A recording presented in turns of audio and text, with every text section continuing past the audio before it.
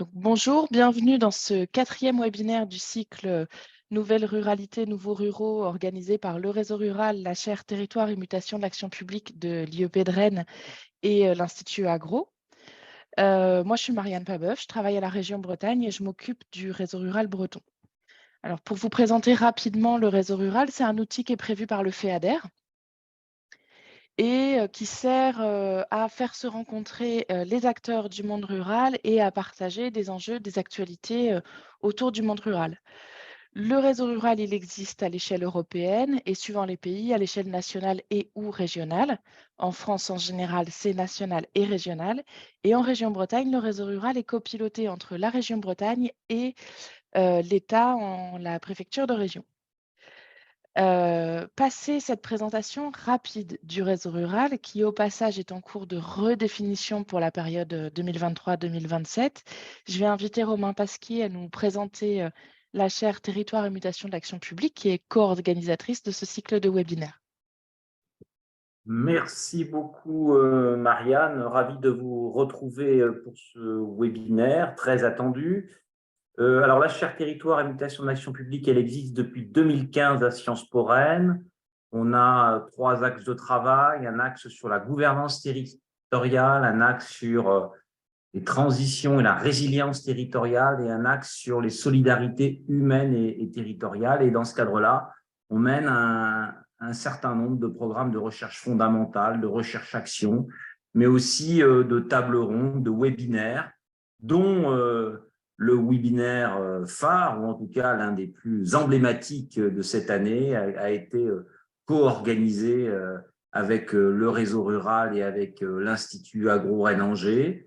Alors, la Chertémac, c'est beaucoup de partenaires, hein, c'est les principales collectivités territoriales bretonnes, c'est des banques mutualistes comme la CASDEN, comme le CMB Arkea, c'est le groupe La Poste, c'est aussi Quand la Mer, enfin bref, c'est un ensemble de partenaires qui cherchent à réfléchir sur les politiques territoriales. Et évidemment, la problématique de la ruralité en Bretagne et dans l'Ouest ne peut pas ne pas être traitée et durablement traitée. C'est pour ça qu'on a souhaité s'associer avec ces très beaux partenaires que sont le réseau rural et l'Institut Agro. Je vous souhaite un très bon webinaire.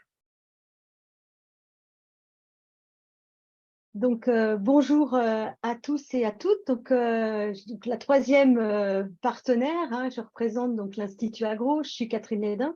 Je suis enseignante et chercheuse au sein de l'Institut Agro. Donc, l'Institut Agro, comme son nom peut-être l'indique, forme des étudiants, ingénieurs ou masters en agronomie, en agroalimentaire. Et évidemment, les enjeux des territoires ruraux sont au cœur de nos activités, tant d'enseignement que de recherche. Donc, c'est tout naturellement qu'on participe à l'organisation de ce cycle. Donc, voilà pour la présentation un peu de notre structure. Je vais maintenant vous présenter les motifs, quelque part, de ce webinaire dans le cadre de notre cycle des nouvelles ruralités. C'est un sujet un petit peu différent des webinaires que nous avons organisés en fait, cette année. Et en fait, on voulait ici répondre en fait à une interrogation, à des questionnements qu'on rencontrait en fait dans les territoires ruraux. On voyait que il y avait l'émergence en fait d'un nouveau type de vote dans les zones rurales, un vote qui était souvent plus apparenté au départ aux zones urbaines. On voyait donc beaucoup d'élus, beaucoup de professionnels s'interrogeaient finalement qu'est-ce qu'il y avait derrière l'émergence d'un vote populiste qui n'apparaissait pas précédemment. Et par ailleurs, on voyait aussi que si les territoires ruraux bénéficiaient souvent d'une image positive de solidarité et d'accueil, on découvrait, alors quand on a organisé ça, il n'y avait pas encore les événements récents, mais on voyait bien qu'il y avait un certain nombre de projets d'accueil de migrants qui posaient question dans ces zones rurales. avec certains qui y voyaient une opportunité, qui y voyaient l'occasion de maintenir une population, de la rajeunir, de répondre à des besoins de main-d'œuvre, au maintien de services à la population avec un nombre suffisant de population. On voyait que ces projets apportaient une certaine contestation. Donc, c'est comme ça qu'on a eu l'idée de proposer ce webinaire sur populisme et ruralité. Donc, en fait, j'aimerais qu'il y ait une salle de discours parce qu'on est un peu passé dans le bureau. alors là, je pense que quelqu'un doit fermer son Pour micro. maintenant, Voilà, je m'excuse. Ouais, voilà, merci.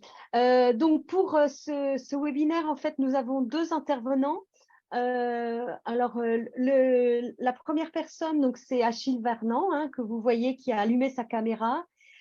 Je le remercie vivement d'être avec nous parce qu'il est à la veille d'un grand jour, puisque demain, il va soutenir sa thèse en géographie à l'EHESS à Paris, au sein de l'UMR Géocité. Et le titre de sa thèse, c'est l'action publique dans 3 villes moyennes en décroissance du centre de la France, Montluçon, Nevers et Vierzon. Et donc, il va aujourd'hui nous faire un exposé sur le vote populiste dans les villes moyennes que nous avons dans les zones rurales. Et on aura un deuxième intervenant. Peut-être, Marianne, je te laisse le présenter rapidement. Jean-Yves Roland, maire de Callac. Oui, bah, tu viens de dire l'essentiel. Monsieur Roland a accepté de témoigner auprès de nous de l'expérience de Callac ces derniers mois autour du projet d'un centre d'accueil de réfugiés et des difficultés que ça a pu créer sur le territoire. Donc, on en parlera tout à l'heure. Voilà, donc on remercie à l'avance les 2 intervenants, puis je m'arrête tout de suite en laissant Achille Varnant nous faire son exposé. Écoutez, merci beaucoup pour votre invitation. Je vais essayer de partager mon écran. On va voir si ça fonctionne. Vous allez me le confirmer. Alors, d'abord, un merci encore pour votre invitation. Je vais juste préciser quelque chose d'emblée. C'est vrai que moi, je suis plutôt spécialiste des villes moyennes, ou en tout cas de l'évolution politique de certaines villes moyennes en France. En tout cas, c'est là-dessus que porte ma thèse notamment, et thèse que je soutiens demain. Donc, effectivement, j'ai un peu des cernes jusque-là, et j'espère que vous serez indulgents pour ma présentation. J'ai donc décidé d'élargir un peu le propos, alors par rapport à décentrer peut-être et élargir le propos par rapport à la commande qui m'avait été faite initialement, qui était la suivante, effectivement, sur le vote populisme dans les territoires ruraux. Et en fait, j'ai transformé un petit peu la question, je me suis permis de le faire, j'espère que ça ne vous posera pas de problème, de 2 manières. D'abord, c'est vrai que j'ai un peu évacué ce terme de populisme pour une raison toute simple, c'est que c'est vrai que je ne l'utilise pas moi dans le cadre de mes recherches. Ça ne veut pas dire qu'il ne faut pas l'utiliser et ce n'est pas un rejet de la notion, mais simplement, voilà, moi je ne l'utilise pas, donc je me serais trouvé bien embarrassé de l'utiliser ici. Et l'autre élément, c'est que j'ai effectivement décentré un petit peu le propos ou élargi le propos, notamment donc effectivement aux territoires ruraux, mais aussi aux villes moyennes sur lesquelles je travaille. Je pensais que ça pouvait être éventuellement intéressant aussi d'en dire un mot, puisque c'est de ces villes dont je suis plus particulièrement spécialiste. Alors, je ne parle pas de vote populiste, mais je vais revenir sur la situation électorale d'un certain nombre de partis ou de courants politiques, et en particulier de l'extrême droite et de la gauche radicale. Donc, ce qui va m'intéresser ici dans le cadre de cette présentation, c'est à la fois la géographie du vote, Rassemblement national et Reconquête d'un côté, et on verra que ce n'est pas forcément d'ailleurs tout à fait les mêmes géographies, et puis dans un deuxième temps, la géographie de la gauche radicale, de la France insoumise en particulier, et du Parti communiste français. J'ai évacué le NPA, Lutte ouvrière ou d'autres partis, parce que voilà, j'ai considéré que j'ai pris vraiment LFI et le PCF, donc dans les territoires ruraux, ainsi donc que dans les villes petites et moyennes. Alors effectivement, vous l'avez bien dit, avant l'élection présidentielle de 2002, le vote, vous parliez de populisme, mais en tout cas d'extrême droite, a souvent été présenté, c'était moins vrai pour le vote de gauche radicale, souvent été présenté comme l'expression d'un malaise urbain. Il ressortait des études menées au niveau national que l'extrême droite, à l'époque, réalisait donc, ses plus faibles scores en fait, dans des communes rurales et périurbaines de moins de 2000 habitants. Vous voyez, c'est rigolo, ça a changé. parce qu'aujourd'hui, on pourrait trouver ça étonnant, surprenant. Mais en tout cas, à l'époque, c'est plutôt le vote Front National en milieu urbain qui paraît surprenant et étonnant. Et quand il arrive en 2002, voilà, tout le monde est un peu surpris. Alors, il a pourtant toujours existé, comment dire, à côté de ce vote urbain d'extrême droite, un vote rural pour l'extrême droite, comme l'a bien montré notamment Bernard Schwengler dans ses travaux. Ce vote rural a pu être constaté dès l'élection présidentielle en fait, de 1988 en Alsace, par exemple. Il a pris ensuite des proportions importantes dans l'ensemble du nord-est de la France à l'élection présidentielle de 1995 et ils sont encore accrus au premier tour de l'élection présidentielle de 2002. Juste petite parenthèse, parfois je regarde derrière l'écran, c'est parce que j'ai un grand écran et voilà, c'est pas que je regarde de loin à l'horizon, mais voilà, j'ai les cartes en plus gros. Alors depuis, le Front National enregistre ses meilleurs résultats plutôt à l'inverse, loin des grandes villes, quel que soit d'ailleurs le scrutin pris en considération. Et les commentateurs sont nombreux désormais à considérer qu'il y aurait désormais deux France, une France des métropoles, d'un côté celle de la mondialisation heureuse en quelque sorte, et puis une France périphérique de l'autre, victime de la désindustrialisation, de la fermeture des services publics qui cumulerait, elle, les fragilités. La première, elle voterait massivement pour des partis de gouvernement, je mets des guillemets, en premier lieu pour La République En Marche, tandis que la seconde serait plus encline peut-être à se tourner vers des partis protestataires ou contestataires. Là aussi, je mets des guillemets, je n'ai pas trouvé le terme tout à fait neutre, à l'image donc du Rassemblement national. Faut-il en conclure pour autant qu'en dehors des métropoles, l'extrême droite domine désormais le paysage politique? C'est la première question que j'ai voulu me poser dans le cadre de cette présentation. Existe-t-il un véritable clivage sur le plan politique entre le rural d'un côté et l'urbain de l'autre? Si oui, comment celui-ci se caractérise-t-il? Y a-t-il une ou des géographies des contestations? Quid en particulier de la géographie du vote LFI et du vote PCF? Ces partis sont-ils présents dans les territoires ruraux? Si oui, lesquels? Ça semble un peu moins naturel. On a tous en tête la ceinture rouge, qui d'ailleurs n'est plus si rouge autour de donc, au niveau de la Seine-Saint-Denis. Qu'en est-il dans les territoires ruraux? La géographie du vote d'extrême droite se rapproche-t-elle de la géographie du vote de la gauche radicale ou est-ce qu'on a affaire à des géographies finalement assez différentes? Et donc, pour le comprendre, je vais vous proposer une présentation en 3 temps. D'abord, s'interroger, est-ce qu'on a effectivement un vote aujourd'hui contestataire dominant hors des grandes métropoles? Deux, le décalage entre le succès électoral de ces partis, en tout cas du Rassemblement national en particulier, un peu de la LFI, aux élections nationales dans les territoires ruraux et leur difficulté à s'implanter localement. Et puis enfin, troisième point, France urbaine, France rurale. Donc, je vais interroger la nature de ce clivage politique. Je vais donc revenir dans un premier temps sur l'évolution du vote FN-RN aux élections présidentielles. Puis, dans un second temps, je vais revenir sur la géographie électorale du vote FN-RN. Je dis FN-RN parce que je reviens un petit peu dans le temps, de Reconquête, de LFI et du PCF lors de la dernière élection présidentielle. L'idée pour moi, ça va être de nuancer finalement l'idée d'une France périphérique qui serait complètement uniforme sur le plan politique, malgré effectivement la progression générale de l'extrême droite. C'est vrai dans les territoires ruraux, on verra que ce n'est pas vrai que dans les territoires ruraux. Alors, ce schéma, il me semble tout à fait intéressant. Il est tiré d'un article de Kevin Brooks et de Tristan Guerra, qui a été publié en 2023, donc récemment, je crois en avril, sur le site de la revue en ligne Métropolitique, et qui nous rappelle quoi? Qui nous rappelle que les résultats des candidats, donc ici à l'élection présidentielle de 2022, diffèrent selon la catégorie territoriale observée.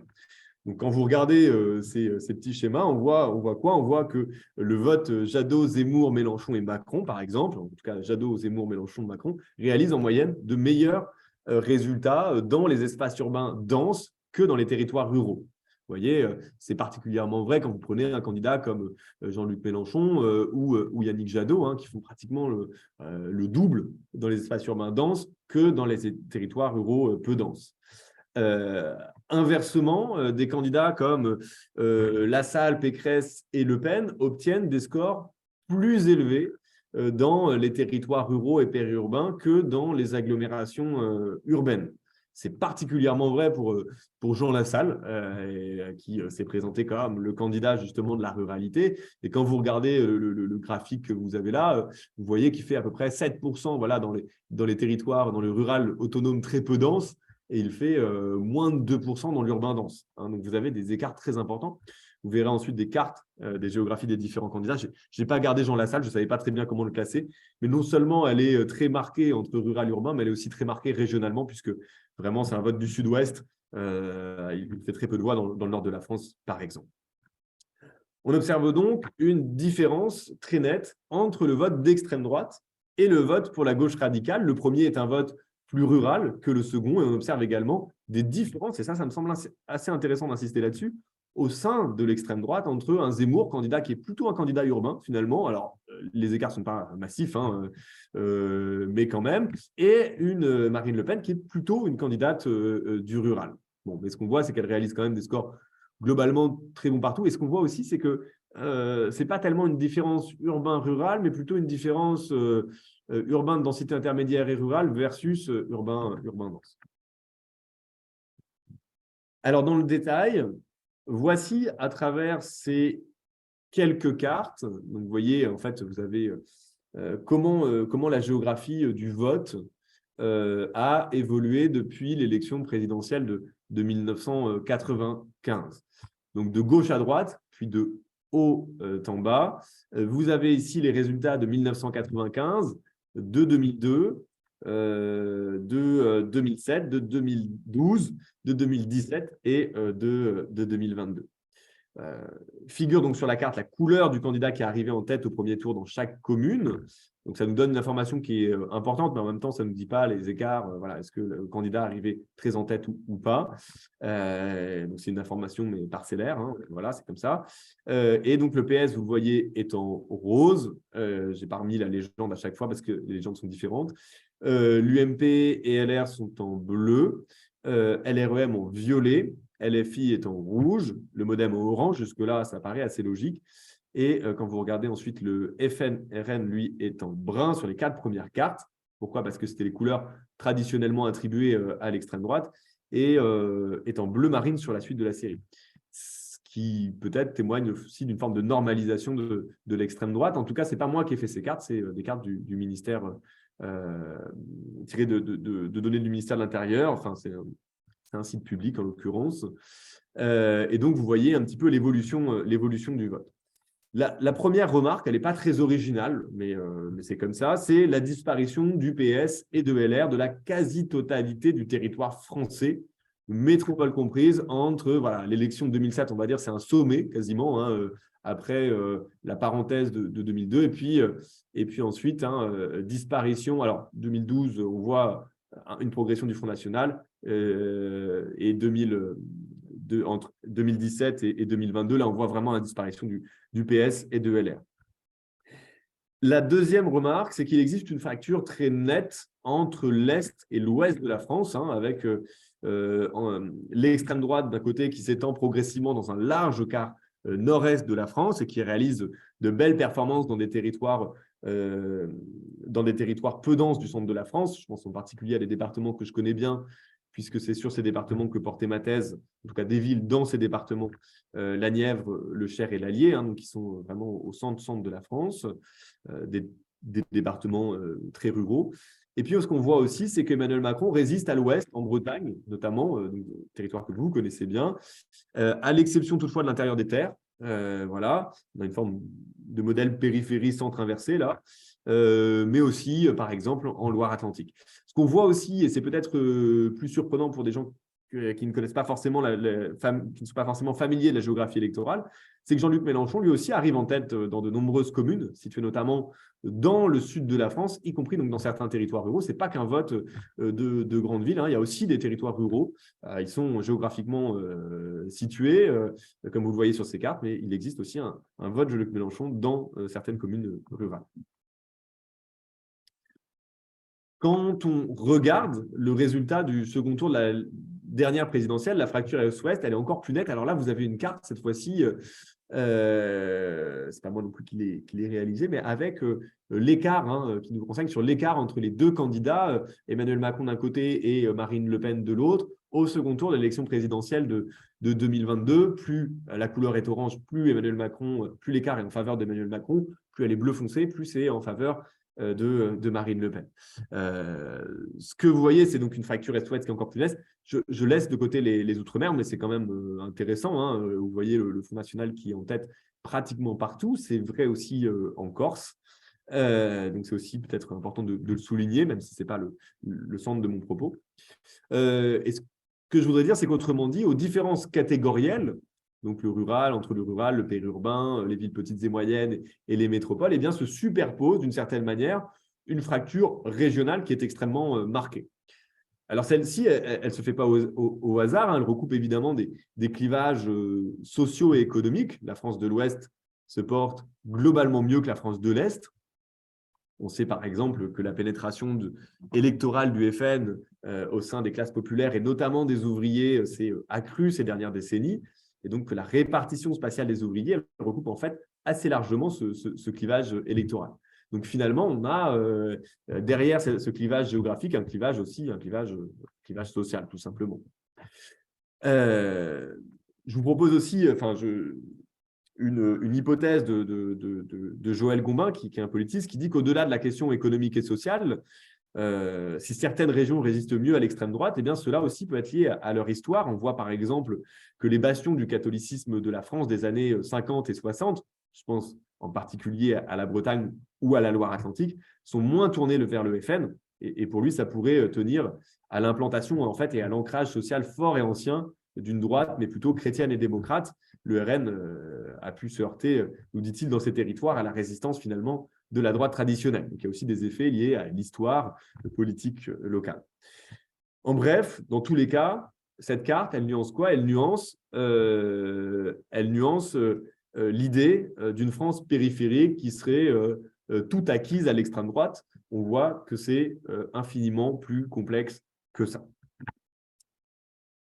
Alors là, maintenant, vous avez de gauche à droite et de haut en bas la géographie du vote Reconquête, la géographie du vote La France Insoumise, celle du vote François Roussel, et il manque celle du vote Rassemblement National. Alors, qu'est-ce que nous disent ces cartes? La première carte que vous avez alors je sais plus, oui c'est ça, en haut à gauche de votre écran, donc c'est la carte du vote Marine Le Pen, on voit qu'elle réalise ses meilleurs résultats finalement dans un large quart nord-est de la France, mais aussi donc, dans des territoires qui ont pu être en partie désindustrialisés, mais pas seulement d'ailleurs, territoires de vignobles aussi, mais aussi dans une partie du centre et même de l'ouest, au nord de Bordeaux par exemple. Donc ça, c'est, en tout cas, ça s'est accru notamment aux dernières présidentielles. On peut voir sur le côté le vote Éric Zemmour, donc, que vous avez en haut à droite de votre écran. Qu'est-ce qu'on voit? On voit qu'il réalise ses meilleurs, qu'Éric Zemmour réalise ses meilleurs résultats au sud de la France, en Corse aussi. Voilà, moi, en tout cas, c'est une surprise. Et dans quelques endroits, comme à proximité d'Orléans, où se trouve l'un de ses principaux lieutenants, je n'ai plus en tête son nom, ça m'échappe. Vous avez aussi le maire de Salbris, etc. à côté. On peut imaginer que ça joue. Il y a aussi des effets de contexte. Et ce qu'on voit de manière plus globale, c'est que sa géographie, elle est un petit peu plus homogène que celle du Rassemblement national. Et on voit aussi que ce n'est pas tout à fait la même géographie entre le vote Zemmour et le vote Le Pen. Voilà, donc peut-être première distinction. Ce que vous avez en bas à gauche de votre écran, je vais y arriver, c'est le score de Jean-Luc Mélenchon. On voit qu'il obtient ses meilleurs scores en région parisienne. OK, très bien. Aussi en Bretagne et dans la moitié sud de la France, donc y compris dans certains territoires ruraux. Et puis enfin, vous avez dans la dernière carte le vote François Roussel. Qu'est-ce qu'on voit? C'est qu'il réalise, lui, ses meilleurs résultats ou ses résultats les plus élevés dans le nord de la France, dans le nord de la Bretagne aussi. Je n'en connais pas la raison, mais vous le savez certainement mieux que moi, ainsi que dans le centre de la France, au sein de territoires ruraux qui furent autrefois des bastions du PCF, à l'image du bocage bourbonnais dans l'Allier. Donc, je parlais de l'Allier tout à l'heure, sur lequel a notamment travaillé le sociologue Julien Michy, mais vraiment des campagnes qui ont voilà, qui étaient historiquement des campagnes soit avec des ouvriers agricoles, soit des campagnes où vous aviez des villes industrielles.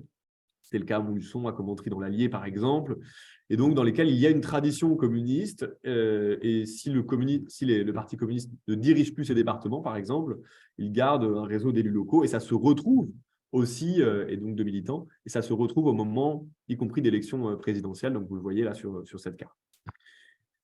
Au total, on note qu'il existe donc des différences très importantes entre la géographie électorale de ces 4 formations politiques.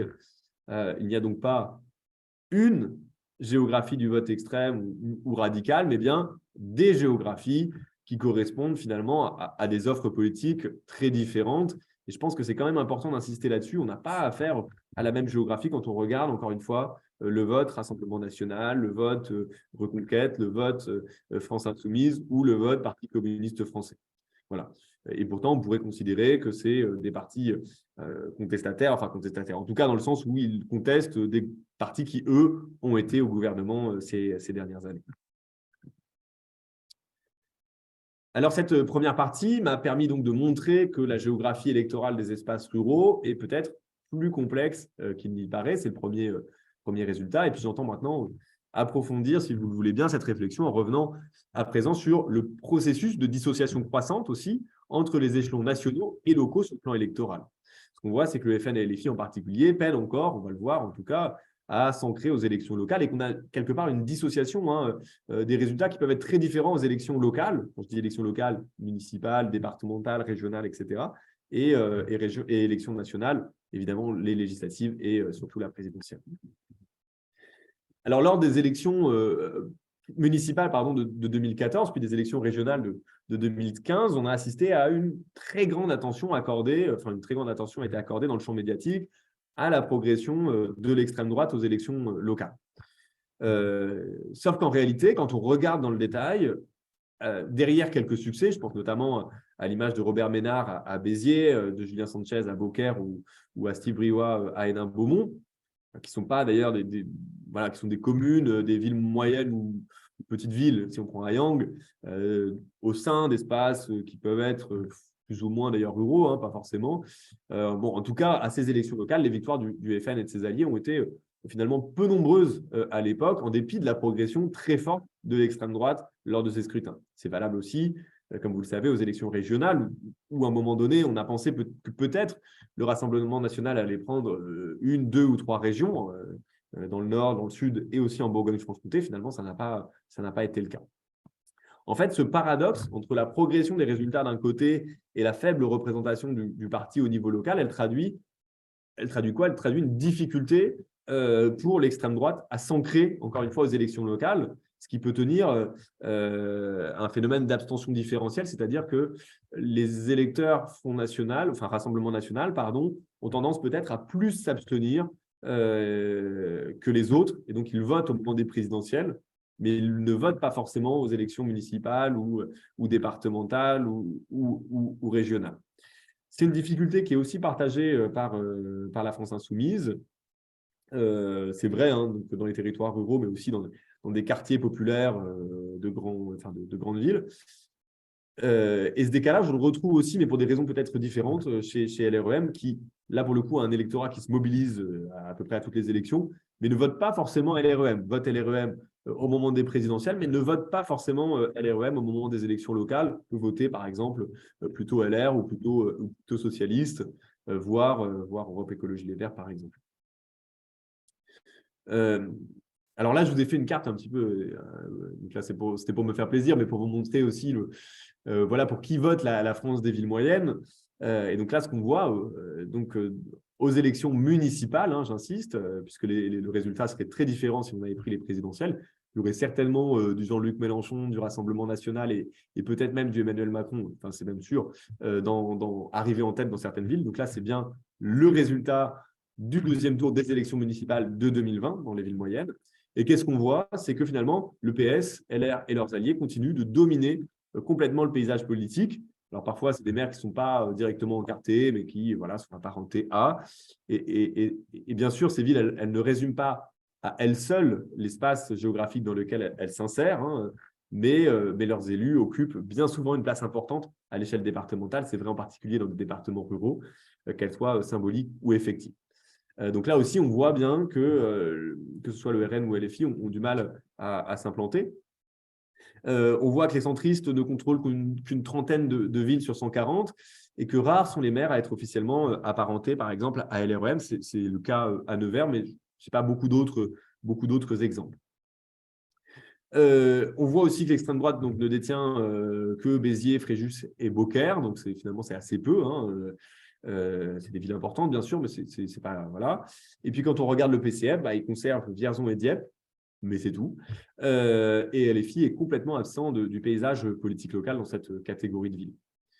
Je vous ai mis en bas la carte des métropoles. Donc là, vous voyez vraiment aussi la différence entre ville moyenne et métropole avec, pour le coup, une domination très nette de la gauche socialiste et écologiste dans les métropoles, ce qui n'est pas du tout le cas dans les villes moyennes. Donc là aussi, on peut déceler, encore une fois, des différences régionales avec l'est de la France plus à droite et l'ouest de la France qui est globalement plus à gauche. Alors, je vous ai maintenant mis, vous voyez, donc maintenant deux cartes des élections départementales de 2022. La première, à gauche, donne les résultats à l'échelle du canton. Elle me semble assez intéressante, je vais y revenir. Et puis la seconde, en bas à droite, c'est à l'échelle du département. Donc, c'est qui a la majorité au niveau départemental à l'issue du deuxième tour de ces élections départementales de 2021 et pas 2022, pardon. Donc, on devine là aussi à nouveau la fracture Est-Ouest avec la gauche qui domine dans un large quart sud-ouest et la droite qui domine globalement partout ailleurs, à quelques exceptions près. Vous voyez, vous avez quelques départements comme la Nièvre, que j'ai beaucoup cité, ou en Bretagne qui restent socialistes, mais globalement, globalement, c'est quand même plutôt marqué à droite. Et ce qu'on note aussi à nouveau, c'est également la très faible implantation du RN et de LFI dans les territoires urbains comme dans les territoires ruraux. Voilà. Si vous prenez un département très rural, là aussi, je reprends la Nièvre, mais j'ai un peu mes obsessions. Le Cher et l'Allier, pareil. Le RN n'obtient, par exemple, aucun canton en dépit de ses bons résultats aux élections européennes et présidentielles. Donc, on voit un parti qui fait des résultats très importants au moment des présidentielles législatives, mais qui peine à s'implanter localement, pour le moment, en tout cas, ça va peut-être évoluer, aux élections locales. La situation, je dis, elle pourrait évoluer. Donc, je ne fais pas de politique fiction. Je ne suis pas Madame Irma. Je ne lis pas dans une boule de cristal. Mais ce qu'on peut voir, en revanche, sur cette carte des élections, les résultats des élections législatives de 2022, c'est que, pour des raisons différentes, mais le RN comme LFI ont réussi à s'implanter dans un certain nombre de territoires ruraux, LFI en profitant de l'alliance et de l'attelage avec les autres partis de gauche, le RN en solitaire. Mais en tout cas, les deux partis ont réussi à s'implanter. On peut imaginer que donc, vous avez cette fois-ci des députés avec des collaborateurs qui peut-être auront envie de s'implanter localement. Et donc, peut-être dans ces territoires qui sont aujourd'hui des circonscriptions Rassemblement national ou LFI, vous pourrez avoir éventuellement une progression de ces deux partis aux élections locales. C'est qu'une hypothèse. Il faudrait attendre évidemment de voir ce que donnent les prochaines élections pour voir si cette hypothèse se vérifie ou si elle ne se vérifie pas. J'en viens donc à ma troisième et dernière partie, la lecture ville-campagne en matière de géographie électorale. Elle permet donc quoi? Elle permet d'objectiver effectivement la domination relative de la gauche, ainsi que désormais du centre-droit et des écologistes dans les grands centres urbains d'un côté, et à l'inverse de la droite et de l'extrême droite dans les espaces ruraux et périurbains de l'autre. On voit que ça n'a pas toujours été le cas, mais c'est le cas aujourd'hui. Mais cette lecture-là, elle masque cependant la diversité, la grande diversité interne à ces catégories. Donc, il y a une grande diversité des territoires ruraux, des villes, etc.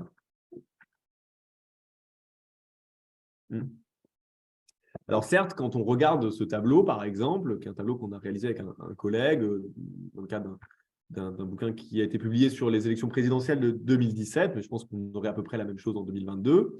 Si on prend les résultats de l'élection présidentielle de 2017, plus on s'éloigne des villes et plus la candidate du Rassemblement national, Marine Le Pen, regroupe des électeurs autour de son nom.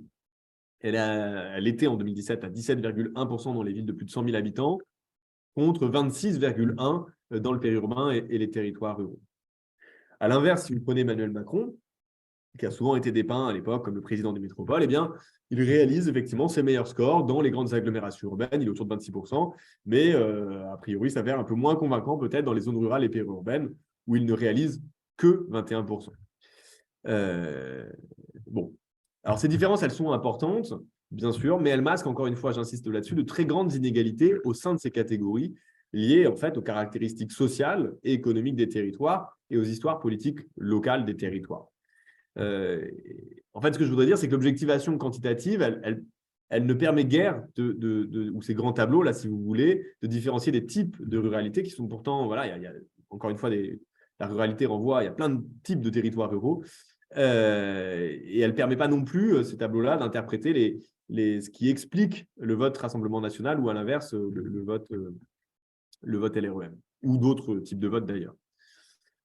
Finalement, une lecture nationale et quantitative masque ainsi les ressorts réels du vote. Alors, quels sont-ils, ces ressorts réels du vote?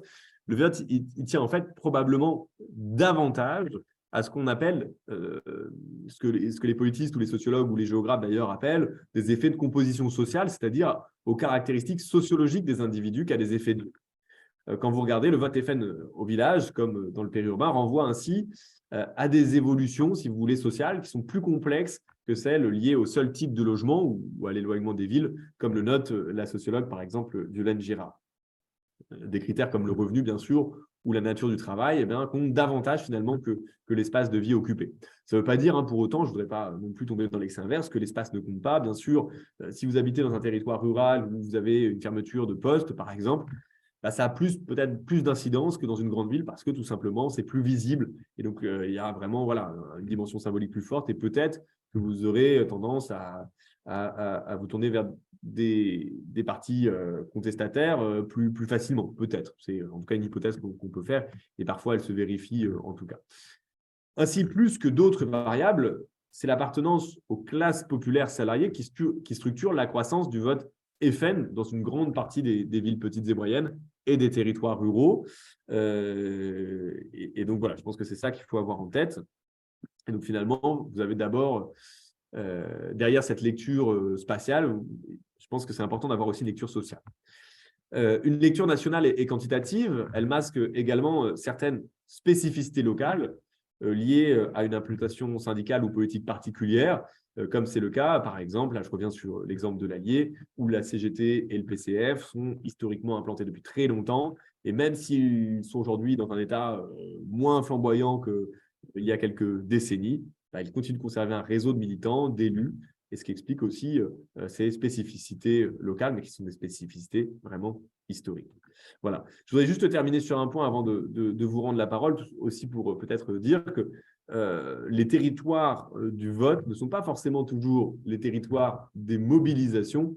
On va parler tout à l'heure de Calac, etc. Mais je crois que voilà, ce n'est pas parce qu'on habite sur un territoire et qu'on vote sur un territoire qu'on ne va pas se mobiliser ailleurs. Donc voilà, encore une fois, le vote nous donne des éléments intéressants, mais il ne résume pas à lui seul toute la question. Voilà, je vous rends la parole et j'espère avoir été assez clair et avoir tenu le temps. J'avoue n'avoir pas trop surveillé. Merci beaucoup, Achille, pour cet exposé qui donnait une belle perspective et toute une finesse en fait dans l'analyse. Donc, j'ai vu qu'il y avait quelquefois des petits commentaires. Je ne sais pas si tu as eu le temps de les lire et si tu veux oui. répondre à ces commentaires. Et puis, après, je vous engage, si vous le souhaitez, dans le public, à demander la parole et je vais vous la donner. Alors, soit le mieux, sans doute, c'est que vous interveniez en mettant votre caméra, mais si certains sont timides et préfèrent juste mettre le message dans le chat, vous n'hésitez pas. Oui. Alors, je peux effectivement répondre. Alors, effectivement, sur une des cartes que j'ai montrées, il y a une confusion entre les défis et le vote nul. C'est vrai que c'est important parce que ça peut expliquer aussi, notamment pour les législatives, il n'y avait pas la discussion par parti. Donc, vous avez raison. Je pense que c'est important de le souligner. Donc, ça peut donner aussi peut-être… J'ai peut-être fait des raccourcis un peu rapides à ce niveau-là. L'autre élément, c'était de mélanger le périurbain et le rural isolé. Alors, je l'ai fait juste sur le tableau, le dernier tableau. Ce n'était pas le cas sur les cartes précédentes de mémoire. Effectivement, on n'a pas toujours comment dire, on peut avoir des géographies électorales qui ne sont pas tout à fait les mêmes. La difficulté, en fait, de distinguer vraiment périurbain et rural isolé, c'est de pouvoir définir vraiment concrètement ce que c'est que le périurbain C'est pas si évident que ça, alors que le rural isolé est plus facile à définir. Mais oui, on peut avoir des votes différenciés. Ça aurait peut-être valu le coup, effectivement, que sur le tableau, je le précise et que je détaille un petit peu. Voilà, je pourrais le faire si vous le voulez, pour vous envoyer des documents complémentaires, éventuellement, si vous le souhaitez. Alors, je vois qu'il y a une question de Christophe Baticle. Ouais, sur le vote chasse, pêche, nature et tradition. Mm. Oui, c'est vrai. Alors, le vote chasse-pêche, nature et tradition, c'est vrai que je ne l'ai pas gardé. Enfin, en tout cas, j'aurais pu regarder un petit peu comment cette géographie électorale avait évolué. Ça a été longtemps vraiment le parti du rural isolé. C'est assez rigolo. Alors, il ressemble un petit peu à la carte, mais que du coup, je ne vous ai pas montré. J'aurais dû la garder, c'est dommage, du vote Jean Lassalle. Vous avez vraiment, à la différence près que le vote chasse, pêche et nature et tradition, aller chercher aussi des électeurs dans le nord de la France. Là, on voit que Jean Lassalle est vraiment bloqué dans le sud-ouest, quoi. Donc, c'est peut-être la petite différence, mais effectivement, qui était très marquée là aussi, rural isolé. Ouais. Et sud-ouest aussi, en Et commun. oui, bien sûr. Ouais.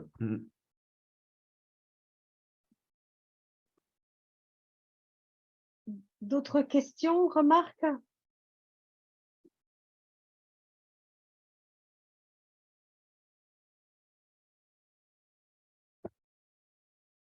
Le propos était clair. Ouais. Ah, alors il y a quelqu'un qui pose 3 questions à l'écrit. Est-ce que vous voulez les poser à l'oral? Donc, l'abstention diminue-t-elle en milieu rural? Beaucoup de maires de milieu rural sont généralement sans étiquette. Est-ce que ça change ces derniers temps? Et l'étude POPSU territoire exode urbain, un mythe des réalités. Ouais. Alors, L'accentuation dynamique d'arrivée d'une diversité d'habitants dans les marges territoriales, est-ce que c'est pris en compte dans les travaux sur le vote des villes moyennes? oui, mais je vais prendre les 3 questions séparément parce que c'est 3 questions assez différentes finalement. Est-ce que l'abstention diminue-t-elle en milieu rural? J'avoue que j'en sais rien. J'ai tendance à penser que non. Je ne vois pas pourquoi elle diminuerait. En tout cas, ce qui est sûr, c'est que l'abstention est souvent moins forte dans les territoires ruraux ou même dans les villes petites et moyennes que dans les grandes agglomérations. Enfin, là, vous avez vraiment un effet taille qui est très important. Voilà, historiquement, mais vous avez aussi des différences régionales qui, là aussi, peuvent être importantes.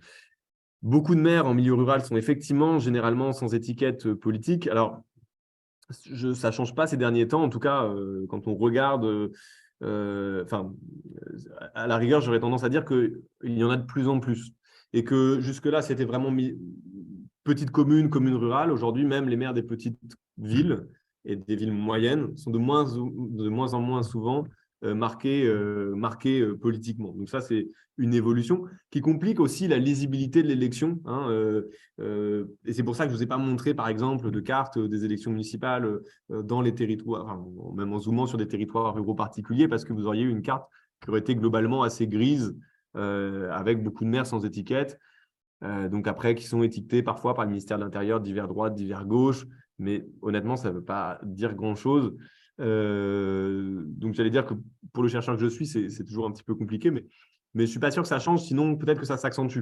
Il y a un phénomène de désaffiliation partisane qui est très marqué au moment des élections locales.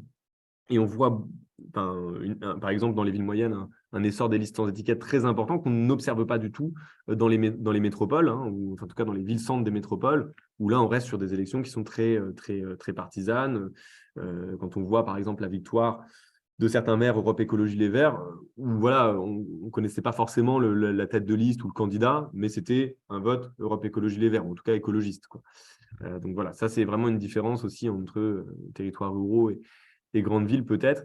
Et puis enfin, sur l'étude du POPSU territoire exode urbain, un mythe des réalités, qui a effectivement été publiée récemment. Je reprends en même temps la question, pardon. Elle indique l'accentuation d'une dynamique pas nouvelle de l'arrivée d'une diversité d'habitants dans les marges territoriales. Cela est-il pris en compte dans vos travaux sur les votes des villes moyennes? La réponse est non.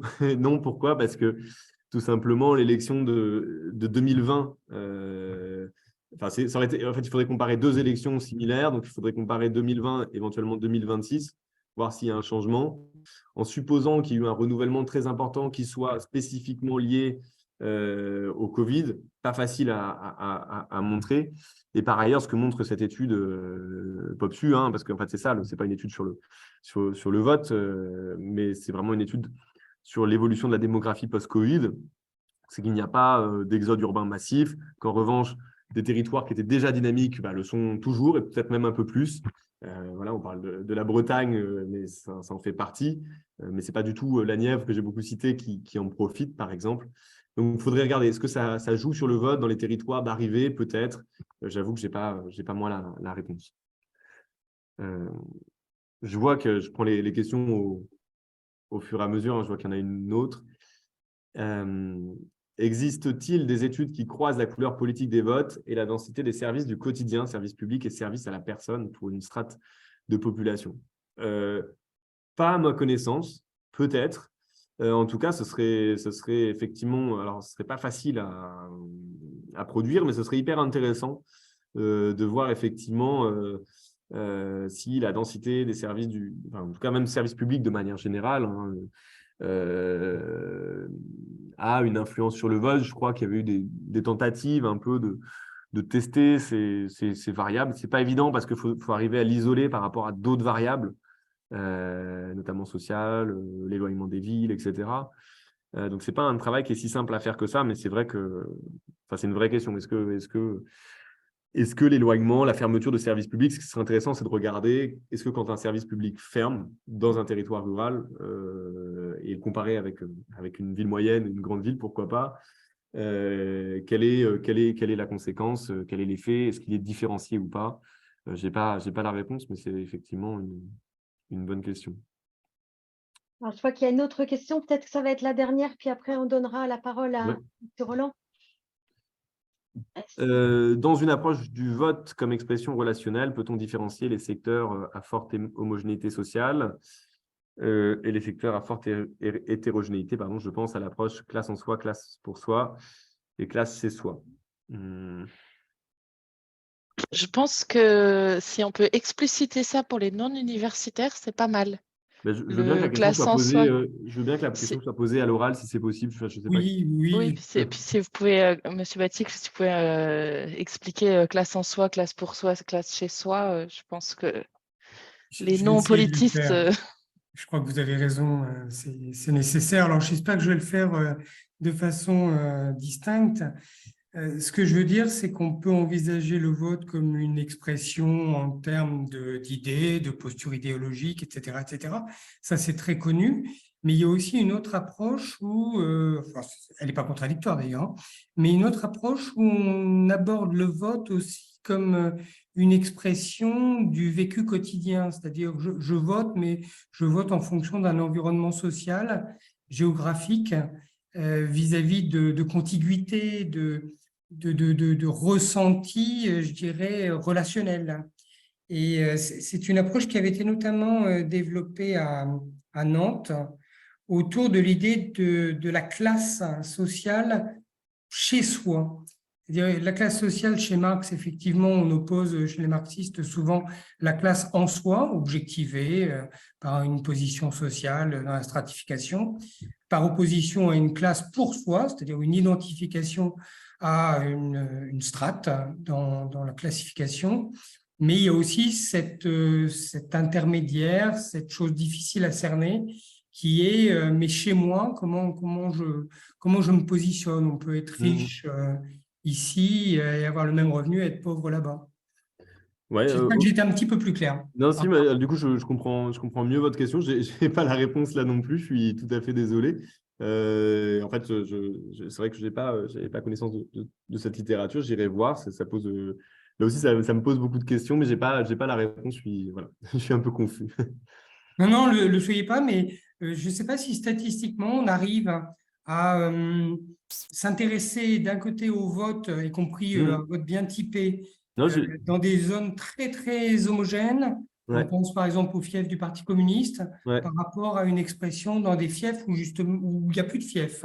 Ouais, non, mais je comprends bien la question. Je n'ai pas la réponse, mais effectivement, très bonne question là aussi. Ouais. En tout cas, ça m'ouvre des pistes de réflexion. Ouais. Merci en tout cas.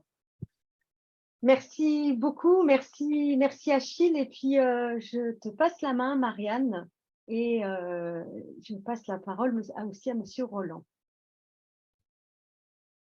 Jean-Yves Roland, bonjour. Donc déjà, merci d'avoir... Alors, est-ce que vous pouvez allumer votre caméra? Ouais, super. Merci Bonjour à d'avoir vous. accepté de témoigner pendant ce webinaire Populisme et ruralité. Alors, le thème de votre intervention, c'était la cristallisation autour du projet d'accueil de réfugiés à Calac.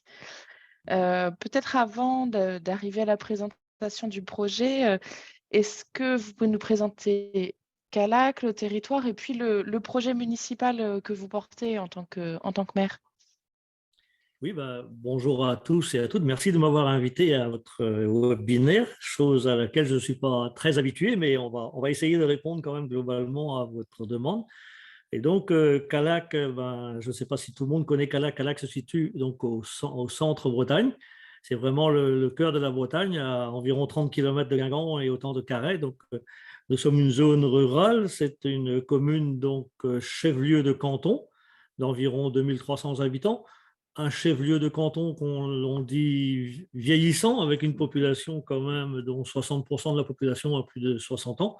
C'est quand même l'un des cantons les plus âgés, si ce n'est le plus âgé du département des Côtes-d'Armor, qui est déjà un département assez âgé. Mais malgré cela, il y a depuis 2-3 ans une nouvelle dynamique qui est née à Calac. Est-ce dû à notre élection ou pas? Je n'en sais rien, mais en tout cas, il y a une nouvelle dynamique qui s'installe. Nous avons quand même dans notre chef-lieu de canton, nous avons tous les commerces, nous avons tous les services. C'est vraiment notre point fort, c'est tous les services à Calac. Et voilà, c'est ce que je peux vous dire sur la commune globalement. Et donc, votre projet municipal, quand vous avez été élu, c'était quoi les grandes orientations? Les grandes orientations de notre projet municipal, il n'y avait pas de gros projets de prévus parce que quand j'avais assisté au dernier conseil municipal de la municipalité précédente, je m'étais aperçu que nous étions dans une situation financière un petit peu compliquée. Pas vraiment, vraiment compliquée, mais il fallait, on nous interdisait pendant 2 ans d'emprunter, donc il était difficile pour nous de mettre en route de très gros projets. Et donc, principalement, notre axe à nous, c'était l'humain d'abord et l'accueil de l'autre. On était parti sur ce projet-là, d'être proche des habitants et de participer à l'accueil de l'autre, parce que je considère, et mon équipe considérait que Calac est une commune rurale, mais une commune accueillante. Et avant ce projet-là, d'ailleurs, il y avait déjà de l'accueil à Calac. Il y avait de l'accueil à Calac et depuis d'ailleurs très très très longtemps, puisque déjà en 1936, la commune de Calac avait accueilli les Espagnols. Une centaine d'Espagnols avaient été accueillis à Calac et de nombreux descendants de ces familles-là sont toujours d'ailleurs résidentes de la commune de Calac. Et depuis 2014, les municipalités précédentes avaient commencé à accueillir des réfugiés donc, par le biais de l'association Coalia, puis la MICEP. Et aujourd'hui, nous en accueillons par le biais de Viltaïs concernant le projet du gouvernement. Donc, vous avez ce contexte-là à Calac, et puis je crois que c'est un député du territoire qui vous met en lien avec un porteur de projet qui répond à ce souhait et cette ambition d'accueil. Oui, c'est un projet que nous avions sur. Enfin, on ne savait pas que faire sur une ancienne friche industrielle. C'était un ancien grand collège qui était abandonné, qui était devenu une coopérative, qui elle-même avait abandonné ce site pour s'installer sur une zone. Et lors d'une discussion entre une de mes adjointes et le député du secteur, donc M. Kerlogot, ils avaient parlé de cette situation-là et M. Kerlogot nous avait émis l'idée qu'il y avait en région parisienne un fonds de dotation, donc qui s'appelait le fonds de dotation Merci, qui a été piloté par la famille Cohen, qui était à la recherche en France d'un site où il pourrait créer un village horizon. Et donc, finalement, nous en avons discuté entre nous en bureau municipal et nous avons mandaté notre adjointe pour tenter de prendre contact avec le fonds de dotation Merci, ce qui a été fait. Il y a eu de multiples discussions en visio, parce que c'était l'époque du Covid, donc on ne pouvait pas se rencontrer. On s'est rencontrés plus tard. Ça a matché pas mal entre la commune, les élus de Calac et le fonds de dotation Merci, parce que leur projet, on le trouvait bien, on le trouvait correctement ficelé, parce qu'ils ne voulaient pas, bon, eux ils sont pas agréés pour accueillir des primo-arrivants, mais ils voulaient accompagner des zones rurales un peu à faible densité pour accueillir des familles, mais avec l'insertion par l'emploi. Et donc, nous avons lancé, au sein de notre équipe municipale, nous avons lancé une enquête auprès de tous les commerçants, artisans et agriculteurs de la commune. Et en octobre 2021, on a fait le point. Et il y avait, à ce jour-là, le 10 octobre, quand on a fait le point, il y avait 78 emplois non pourvus à Calac.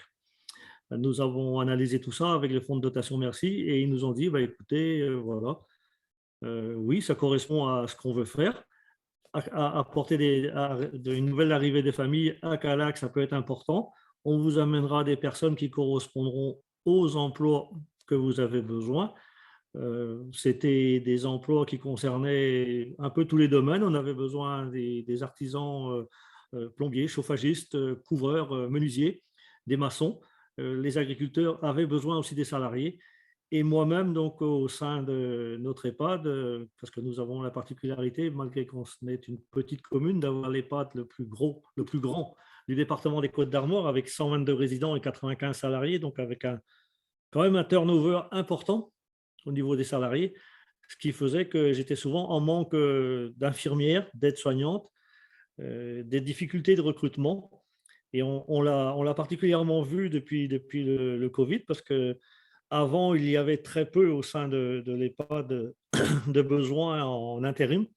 Et en 2021, notre intérim était déjà monté en 2020 à 140 000 euros. En 2021, on est passé à 240 000 euros. Et en 2022, l'intérim nous a coûté 380 000 euros. Et on comprend bien comment il est difficile de boucler un budget quand on a l'obligation d'avoir de l'intérim. Donc, le projet du fonds de dotation Merci et le projet de la commune, eh ben, ça fonctionnait bien.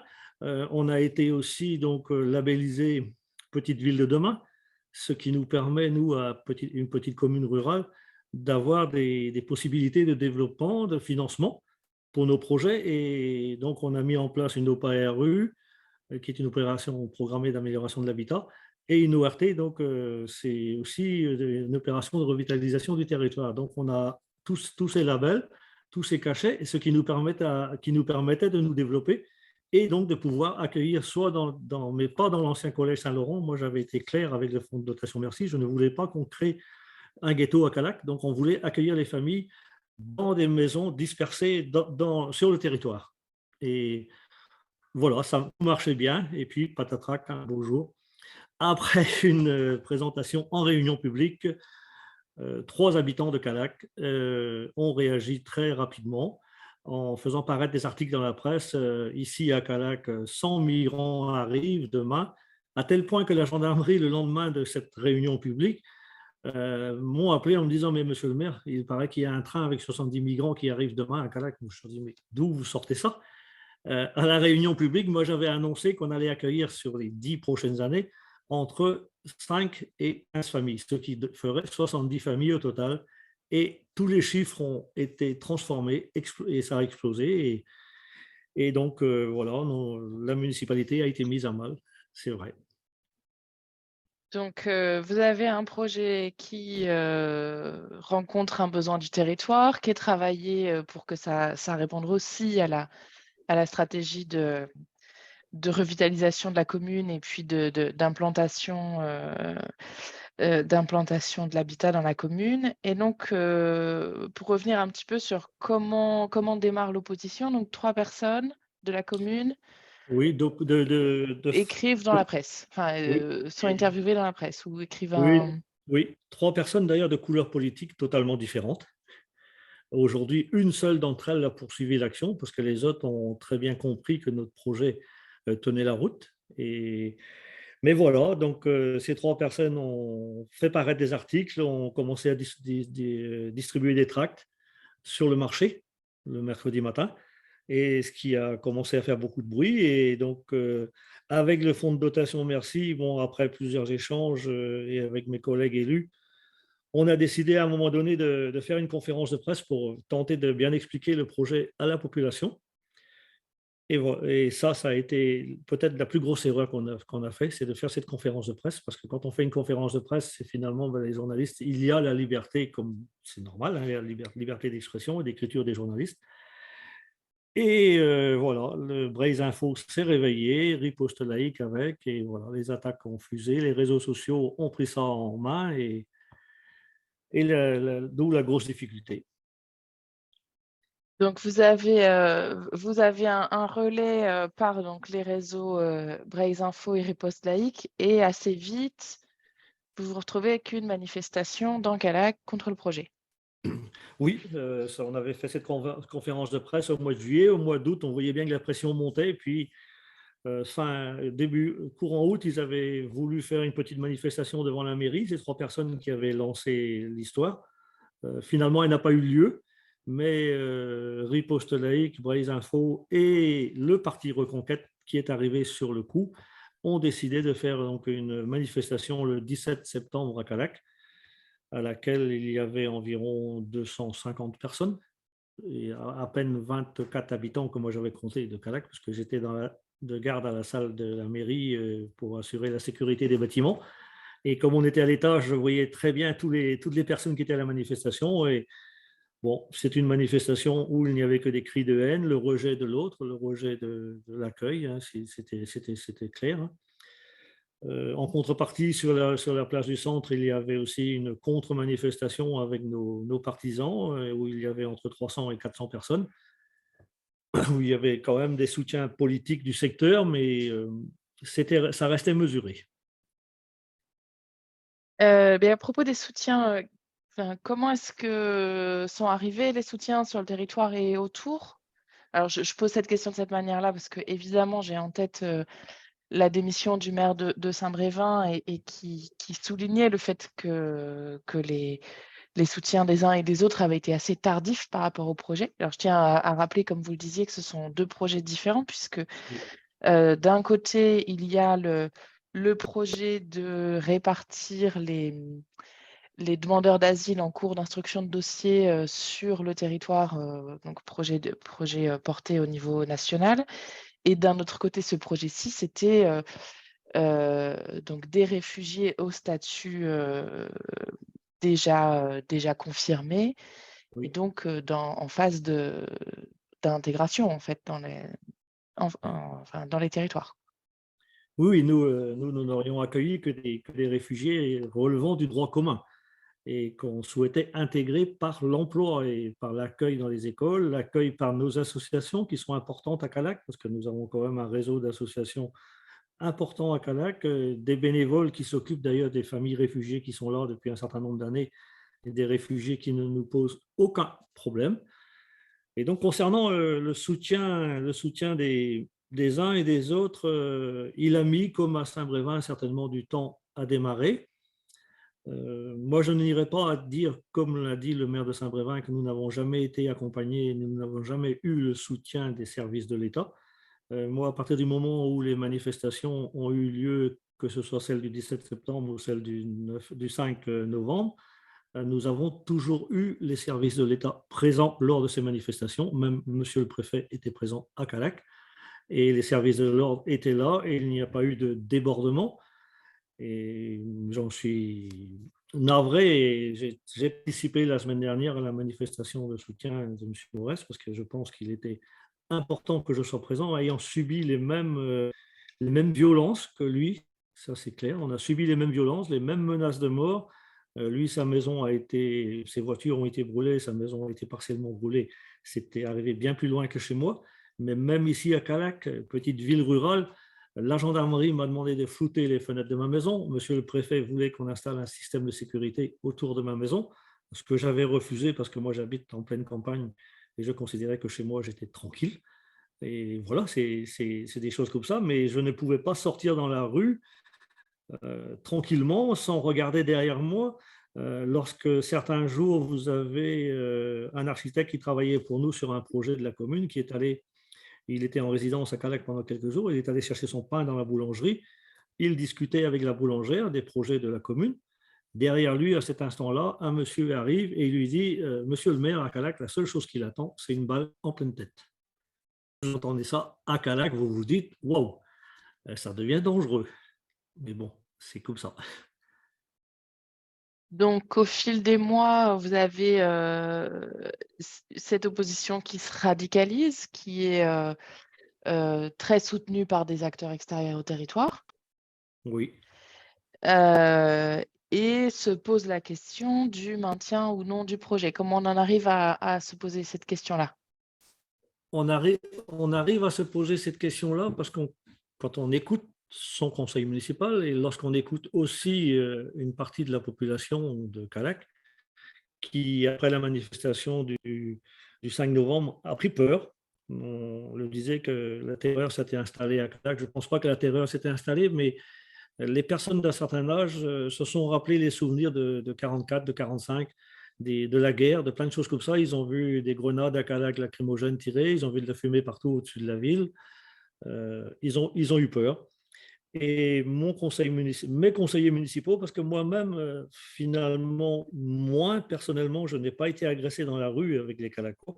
Je ne sais pas si c'est dû au respect au maire, mais mes conseillers municipaux, oui, certains d'entre eux rasaient les murs tous les jours et n'osaient plus sortir. Donc, je les ai écoutés, entendus. Et fin novembre, nous nous sommes réunis en bureau municipal un soir et la discussion est arrivée sur la table. Et j'ai bien senti que si on ne prenait pas le temps de réfléchir et d'analyser la situation, le conseil municipal était en train de se déchirer. Donc, on a mis carte sur table. Et puis, à la fin de la réunion, on a décidé de faire un vote entre nous pour savoir si on poursuivait notre projet ou pas. Ce vote, on était 14 présents. Sur 14, 8 ont décidé l'abandon du projet. 4 s'abstenaient, souhaitaient attendre et le relancer après. Et puis 2 personnes voulaient poursuivre. Bon, c'était ça. On a pris le temps de réfléchir. On a eu un conseil municipal le 12 décembre. On en a à nouveau discuté entre nous. L'opposition municipale nous a dit, écoutez, nous, on ne va pas intervenir dans vos discussions, c'est vous la majorité, de toute manière, votre décision sera la décision de la collectivité. Suite à ça, nous avons décidé à nouveau de rencontrer donc, les porteurs du projet Horizon. Donc, ils sont venus à notre rencontre. Eux voulaient à tout prix poursuivre. Ils ont voulu sans cesse nous convaincre de poursuivre, tout en mettant une petite période de pause. Suite à cette réunion, le lendemain, j'ai senti que si je persistais dans cette solution, je perdais mon équipe municipale. Et donc, je leur ai dit, écoutez, on va respecter votre décision. Et début janvier, après avoir distribué le bulletin municipal au Calacois, dans lequel j'avais expliqué les raisons qui faisaient qu'on allait arrêter, j'ai annoncé publiquement donc l'arrêt du projet. Ce qui a créé un certain tollé auprès de certaines personnes, ce qui a créé certaines tensions aussi obligatoirement au sein de l'équipe par rapport aux personnes qui étaient vraiment les porteuses du projet.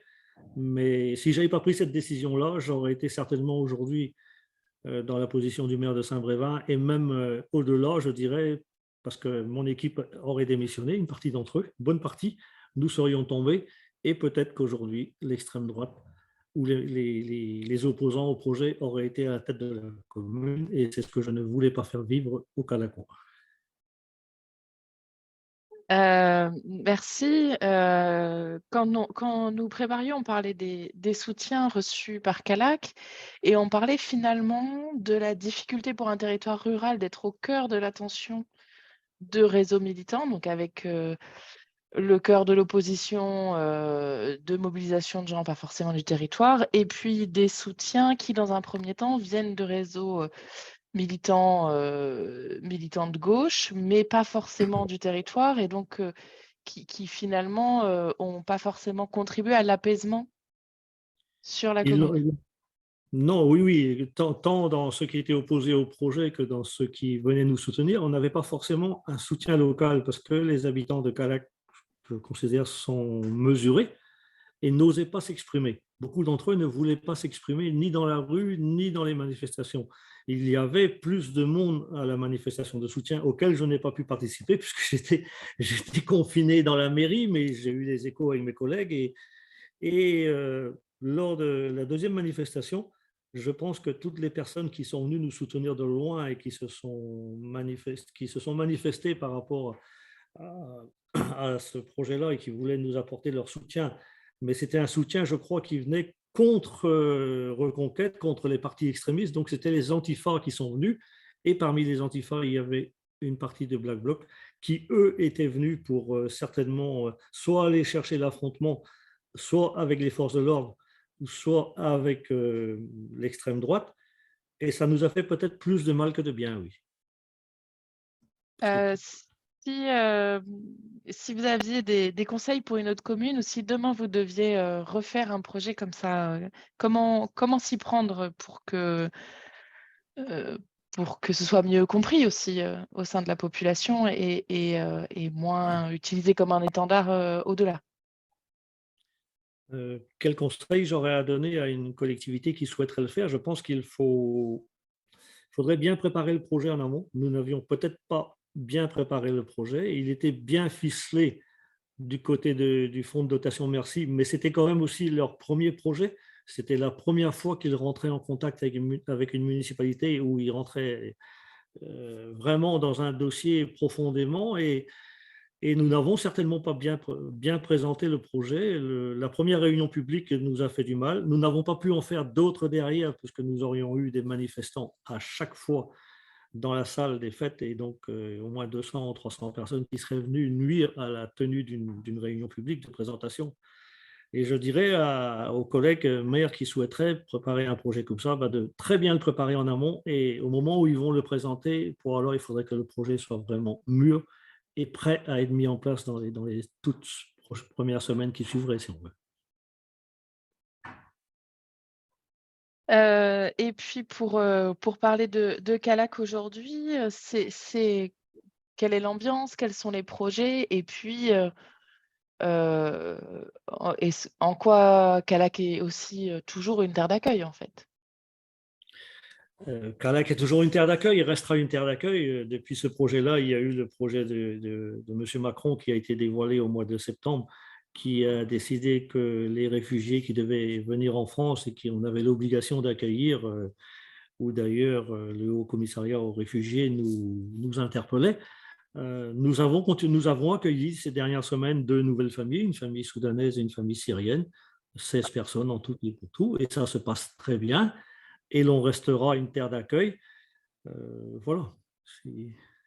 Autrement, que vous dire de l'ambiance à Calac aujourd'hui? L'ambiance à Calac aujourd'hui, on avait retrouvé de la sérénité.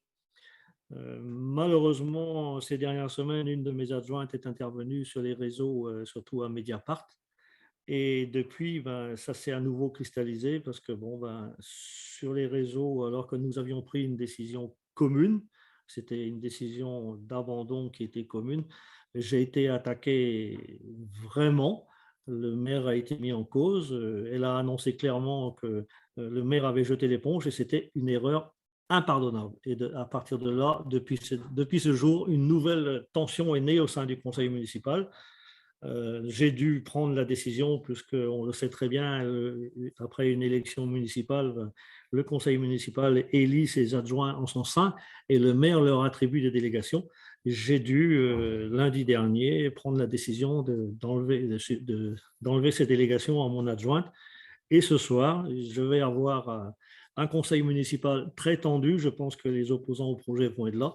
Des partisans vont être là, toutes les radios vont être, tous les radios et tous les journalistes vont être encore présents à ce conseil municipal parce que nous allons devoir lui enlever son titre d'adjointe pour pouvoir continuer à fonctionner comme il le faut et pour retrouver de la sérénité au sein du conseil municipal.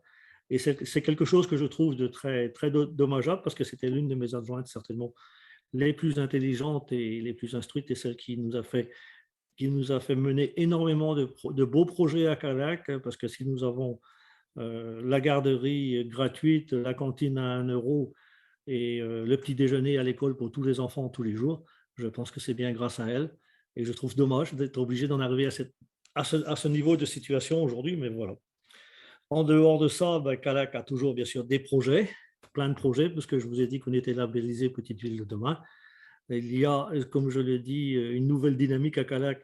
Et nous sommes passés de la rentrée scolaire 2019 à 2020, où il y avait 125 enfants inscrits à l'école élémentaire et maternelle à Calac. Aujourd'hui, nous sommes à 185 enfants. C'est 60 enfants en plus en 3 ans, ce qui est un pourcentage d'augmentation énorme, une explosion. Très rare, parce que depuis 2020, depuis début des années 2000, on perdait une classe tous les 3 ou 4 ans. Et là, nous avons une classe les ans.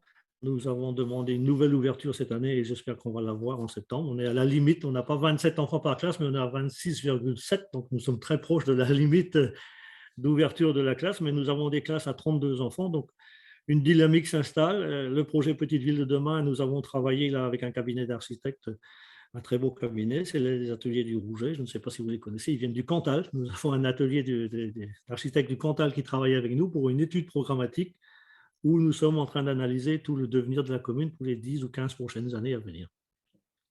Merci beaucoup pour ces témoignages. Je vois que pour l'instant, il n'y a pas de questions par écrit. Je vois ma collègue Catherine Lédin qui allume sa caméra, donc je vais lui donner la parole. Et puis, je vois Romain Pasquier aussi et Christian Guillon-Varmont. En fait, vous avez envie de parler à l'oral et donc c'est très bien. Oui, bon, mais merci beaucoup pour cette intervention. Et alors, en fait, j'ai pas forcément une question, mais en fait, j'avais une remarque entre les deux interventions qu'on a eues. En fait, la présentation d'Achille Varnan montrait que finalement, quand on était au local, il y avait finalement dans les élections un éloignement des partis. En fait, on voyait dans les partis extrêmes qu'ils n'étaient pas très présents. Il y avait des élections en fait avec des élus qui étaient sans étiquette. Et donc, on pouvait finalement voir une moins grande visibilité des partis au niveau local, au niveau des élections. Et en fait, ce que je trouve intéressant dans votre témoignage, M. Roland, c'est que finalement, en ce qui concerne un projet qui évidemment cristallise en fait dans le débat politique, eh bien, pour le coup, le projet local se nationalise avec, on voit les partis extrêmes qui interviennent sur l'action locale, qui drainent en fait des populations qui ne sont pas du territoire et qui interviennent dans le débat politique. Et presque, c'est un peu les écarts en fait entre l'engagement au niveau du vote et l'engagement dans l'action locale. Et puis après, alors moi, je ne suis pas du tout élue, hein, puisque voilà, je suis universitaire, mais la question que je me posais en vous écoutant, quand vous parliez que peut-être est-ce qu'il ne faudrait pas interpeller les habitants plus tôt, comment il faudrait faire, etc., faire en sorte que le projet soit bien monté. La question que je me posais, c'est est-ce que finalement, vous avez toujours accueilli, vous avez accueilli avant, vous poursuivez l'accueil? Est-ce que finalement, un projet sans communication, sans et l'accueil petit à petit, parce qu'en fait, vous aviez un projet qui devait accueillir sur plusieurs années. La seule différence peut-être, alors peut-être que ça vous donnait des moyens supplémentaires, j'ai compris ce projet Horizon qu'il y avait quelque chose, mais finalement, là, vous poursuivez l'accueil. Est-ce que finalement, la solution, c'est pas de ne pas communiquer et de faire d'accompagner les événements tels qu'ils se présentent? Il y a une famille qui arrive, qui répond à un besoin, et finalement, peut-être que c'est là que ça cristalliserait moins de tensions politiques. Voilà, c'était la question que je me posais. Oui, pour vous répondre, oui, certainement que l'accueil régulièrement de familles isolées, accompagnées par le projet de l'État qui les suit pendant 1 an, c'est une solution et sans bruit, sans rien du tout. Et on en a eu la preuve après toute la cristallisation qu'il y a eu entre septembre et fin décembre. On a accueilli 2 familles depuis au mois de février et au mois de mars. Il n'y a pas eu un seul bruit. Elles se sont installées. On s'en occupe. Elles vont à l'école. Les enfants vont à l'école. Les parents participent à des cours d'apprentissage du français en accéléré avec l'association D2 que nous avons sur le terrain. J'ai oublié de préciser que nous avons des partenaires qui sont le Secours populaire, le Resto du Cœur, le Secours catholique. À Calac, beaucoup d'associations participent à l'accueil des réfugiés. Même un collectif d'habitants de Calac qui participe.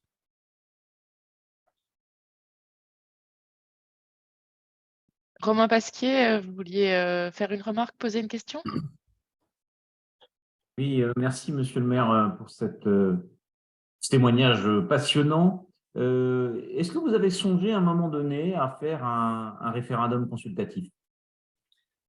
Nous n'avons pas songé à le faire parce que c'est quelque chose qui aurait été illégal. Monsieur le préfet nous l'a bien précisé. Les opposants le demandaient en permanence. Ils le criaient sur tous les toits, référendum, référendum, référendum. Ils auraient été les seuls à venir voter. Et d'ailleurs, j'ai fait peut-être une erreur un jour dans la rue sur le marché où j'ai été interpellé par plusieurs personnes. Et je leur ai dit, de toute manière, si un référendum est fait à Calac aujourd'hui, 80% des gens qui vont voter contre le projet. Mais ce seront les seuls à venir voter parce que les gens qui étaient avec nous, qui étaient un peu indifférents au projet, ne seraient pas venus voter parce qu'ils avaient peur de s'exprimer. Merci. Merci à vous. Romain Pasquier, moi j'étais curieuse de votre point de vue sur le référendum consultatif local et toute la place d'un référendum dans une situation déjà cristallisée, quoi.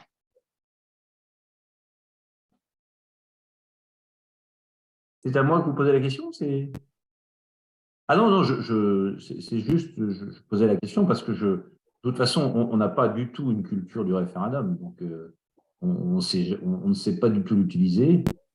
Alors, il y a bien sûr la question de la légalité, mais c'est une question. Il y a beaucoup de maires ont déjà fait des consultations illégales, c'est pas ça qui les gêne. Le tout, c'est un référendum ou décisionnel, ça doit arriver au bout d'un processus pédagogique de débat et de controverses saines et non violentes, ce qui n'était pas visiblement, évidemment, la situation à Calac. Il y avait une demande de prise de parole de Christian Guionvar. Oui, bonjour. Je voulais d'abord, en tant qu'élu, je suis conseiller régional, j'ai été longtemps élu communal, évidemment apporter un témoignage de solidarité à monsieur le maire de Calac, dont j'ai apprécié qu'il rappelle la tradition d'accueil qui existe depuis fort longtemps en Centre-Bretagne, et qui a rappelé dans quelles conditions le Centre-Bretagne et la Bretagne, de façon plus générale, a accueilli des réfugiés républicains espagnols qui étaient chassés par les armées franquistes. On se doit toujours de rappeler cette histoire-là en Bretagne, de la transmettre de génération en génération. J'ai bien entendu également votre message, qui est un message de bon sens. Quand on a pour projet d'accueillir des migrants dans sa commune, on se doit de le préparer, de bien le préparer en amont pour s'assurer que ces personnes seront bien accueillies, qu'elles pourront s'insérer évidemment dans le tissu social de la commune. J'avais une question. Dans le contexte actuel, et on voit que 3 personnes sur votre commune, dont 2 des 3, vous nous l'avez dit tout à l'heure, sont revenus sur leur position initiale, 3 personnes ont suffi à enflammer la France entière à partir de votre projet avec le fonds de dotation Merci. Ne pensez-vous pas que pour de futurs projets tels que le vôtre dans d'autres communes rurales en Bretagne, il serait peut-être judicieux d'essayer de porter ces projets à une échelle territoriale plus importante pour éviter que les maires et les élus, d'une façon plus générale, des petites communes rurales se retrouvent isolés, ne serait-il pas souhaitable de porter ces projets soit à l'échelon d'un département, soit à l'échelon d'une région? Vous avez souligné tout à l'heure que dans votre commune, un certain nombre d'employeurs potentiels s'étaient manifestés auprès de vous. Il serait peut-être utile que les organisations professionnelles, que les syndicats professionnels s'expriment sur ce sujet-là, donc disent qu'effectivement, il y a des emplois qui ne sont pas pourvus sur notre territoire aujourd'hui. Et il serait peut-être utile aussi que les associations d'élus, que ce soit les associations départementales de maires ou les élus à l'échelle de la Bretagne de façon plus générale, s'impliquent collectivement dans le soutien à ce type de projet. Enfin, c'est une question. Voilà. Qu'en pensez-vous? Merci. Oui, ben, merci pour votre réaction et pour votre soutien. Ce que j'en pense aujourd'hui, oui, certainement, il serait utile que des projets de cette nature soient portés soit au niveau d'un département, ou au moins d'une agglo ou de la région, parce que ce serait bien mieux compris que lorsqu'un seul maire se retrouve face à des opposants aussi radicaux que ceux que nous avons eus sur le territoire. Je pense, oui, que si un jour on doit porter des projets comme ça devrait se faire à un niveau beaucoup plus étendu. Maxime Payet, vous avez posé une question par écrit. Est-ce que vous voulez la poser à l'oral ou qu'on la reprenne pour vous? Oui, je veux bien parce que je voulais vraiment remercier Monsieur le maire pour son récit authentique, où on sent l'émotion et le discernement aussi de la situation qui s'est fait. Non, j'avais une question, mais aussi un témoignage. Je travaille pour une intercommunalité en Centre-Bretagne et lors des dernières élections nationales en 2022, une commune a eu un vote pour le Rassemblement national au second tour de 58%. Et quand on interroge les élus et le maire en question sur pourquoi ce vote, ils disent qu'ils ne savent pas. Et on peut peut-être observer un décalage des fois entre des missions qui sont données à certains élus, notamment dans toute la reconfiguration des territoires avec les intercommunalités, et peut-être parfois le manque de proximité qu'ils peuvent avoir avec leurs administrés. Donc, ma première question, c'est est-ce que vous avez été on sent dans votre récit que vous avez été en proximité avec les citoyens de manière permanente, avec d'ailleurs des risques pour voilà, vos proches, vous, etc. Comment est-ce que vous avez vécu cette proximité? Avez-vous eu besoin de prendre de la hauteur ou de peut-être, voilà, vous avez été interrogé sur vos alliés? Est-ce qu'ils vous ont aidé à prendre cette hauteur, cette mise à distance? Et ma deuxième question, qui est peut-être plus personnelle, et je comprendrais que vous ne voudrez pas y répondre, c'est est-ce que ça a changé votre rapport aux politiques, à la chose publique, et est-ce que vous envisagez de vous représenter aux prochaines élections municipales, ou est-ce que c'est quelque chose que vous dites c'est bon, j'ai fait ma part et je passe le relais? Mais en tout cas, un sincère merci pour votre récit, c'est touchant. Voilà. Merci pour votre témoignage.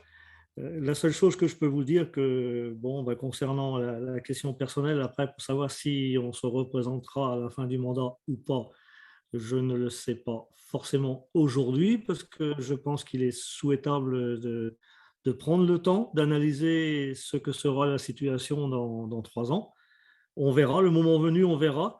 La chose politique, je la connais depuis longtemps. Je suis élu à Callac depuis 1999 et sans interruption jusqu'en 2008. Après, j'avais fait une pause. Je suis revenu en 2020, j'ai été élu maire. Je connais bien la chose politique, je connais le monde associatif. J'ai plus de 30 ans de participation dans plein d'associations. Donc, ma commune, je la connais très bien. Ça fait 50 ans bientôt que j'y habite.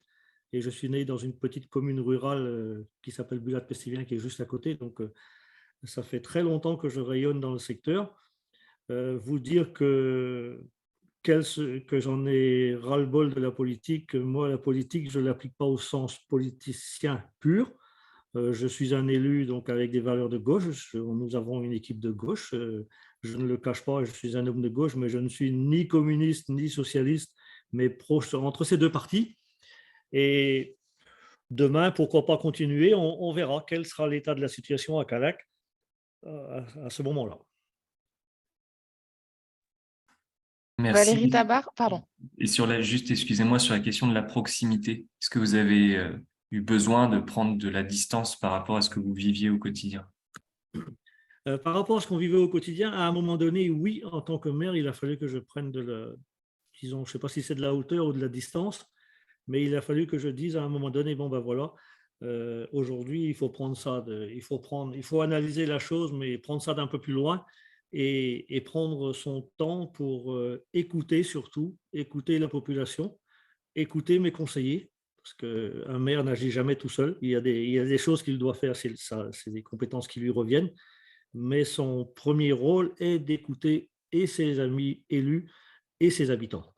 Et ça, je pense que les habitants de Callac le savent très bien. Et généralement, je les écoute beaucoup, je les connais parfaitement.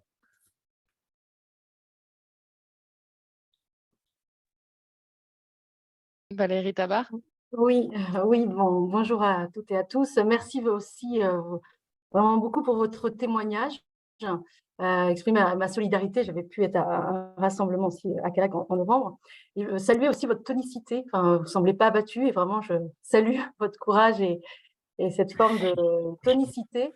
Moi, peut-être, alors j'étais aussi maire d'une commune rurale et je trouve intéressant votre approche là de l'écoute de votre équipe. Peut-être j'ai deux questions. Ma première, c'est à la fois, vous avez pu situer comment peut-être il fallait s'y prendre autrement, ou le collègue Christian Guillaume Var a peut-être aussi pu donner peut-être quelques clés pour l'avenir, pour d'autres projets sur d'autres territoires, c'est-à-dire peut-être le porter à un territoire plus large, peut-être avec d'autres acteurs qui se mouillent aussi pour pas être seuls, associations d'élus ou des employeurs. Moi, la question, pour revenir au moment où vous avez renoncé au projet, c'est, et on le comprend, hein, il n'y a pas de jugement, on le comprend, c'était intenable humainement, vous avez été à l'écoute de votre équipe, mais évidemment, symboliquement, ça a été quelque chose qui a été, pour ce qui se joue sur les territoires aujourd'hui, évidemment, ça a eu de l'impact, ça avait de l'impact. Et encore une fois, sans jugement, mais voilà, pour ce qui peut être pour la suite, on pouvait exprimer un regret. Et du coup, est-ce qu'à ce moment-là, vous pensez que ça aurait été intéressant d'avoir plus de soutien? Est-ce qu'à ce moment-là, vous identifiez qu'il pouvait y avoir des ingrédients, des leviers qui aurait été intéressant d'actionner pour que l'équipe se sente plus en capacité de tenir la ligne et tenir ce projet, ou non, voilà. Donc ça, c'est peut-être ma première question. Et la deuxième question, c'est est-ce que vous mesurez en fait un impact de ce qui s'est passé sur les consciences aujourd'hui à Callac, c'est-à-dire autant sur les idées de rejet de l'autre, ou les idées d'ouverture, d'accueil de l'autre? Est-ce que vous pensez que là, au sein de la population, des idées ont infusé, des idées ont progressé, que ce soit d'un côté ou de l'autre? Merci. Pour répondre à votre deuxième question en premier, oui, l'idée sur l'accueil de l'autre certainement a évolué auprès de la population, et dans les deux sens. Je pense qu'il y a une partie de la population qui s'est peut-être un petit peu radicalisée et qui refuse d'accueillir aujourd'hui l'autre, mais il y a aussi une partie de la population qui continue toujours à être pour de l'accueil, parce que Callac, c'est une tradition d'accueillir d'autres personnes. Et pour vous dire, on a un petit collège avec 140 enfants au collège, et dans ce collège, il y a aujourd'hui 7 nationalités différentes. Donc, c'est vraiment une preuve que le secteur, même en dehors de la commune de Callac, quand on prend les petites communes rurales aux alentours, il y a de l'accueil de l'autre. Il y a beaucoup d'Anglais, il y a des Belges, il y a même une famille russe qui est là depuis 2 ans, il y a même un enfant qui parle russe à l'école, il y a des familles polonaises, il y a donc beaucoup d'étrangers dans le secteur. Et pour répondre à votre première question, donc sur la largesse sur lequel le territoire qui aurait pu porter la chose, oui, je pense qu'on n'a pas été, je dirais même pas forcément politiquement, mais personne, je pense, n'avait pris la mesure de l'ampleur du dossier. et de ce qui était en train de se dérouler à Calac. J'en ai discuté avec le président de l'AGLO, j'en ai discuté avec de nombreux collègues élus qui m'ont dit Jean-Yves, écoute, oui, on n'avait pas vu ça venir à ce niveau-là.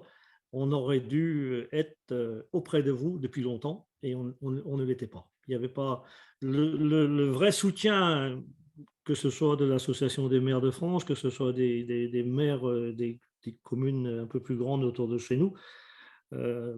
Hormis en discuter en aparté, n'avait pas non plus politiquement certainement saisi ce drame qui se déroulait à Calac sur quelques semaines ou sur quelques mois. Là. Et donc, oui, on avait certainement un sentiment d'abandon chez nous.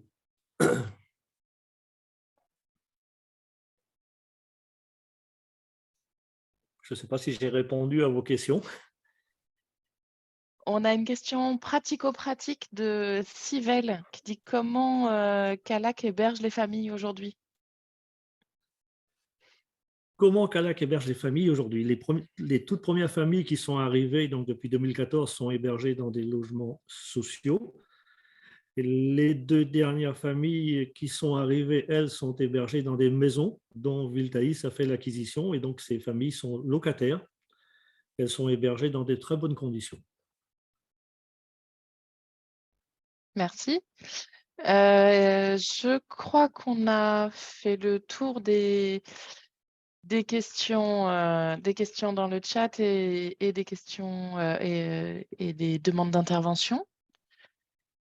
Moi, je vous remercie encore de votre témoignage. J'ai oublié de dire en lancement du webinaire que nous avions une date initiale prévue le 11 mai et que la réalité du monde rural qu'on connaît bien au réseau rural étant ce qu'elle est, vous avez eu une réunion avec des partenaires de la commune qui s'est calée le même jour et sans trop de possibilités pour la décaler. Et donc, on s'est vu contraint de reculer ce webinaire.